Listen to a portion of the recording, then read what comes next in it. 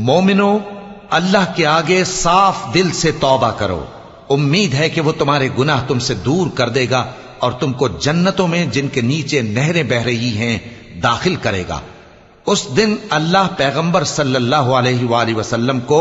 اور ان لوگوں کو جو ان کے ساتھ ایمان لائے ہیں رسوا نہیں کرے گا،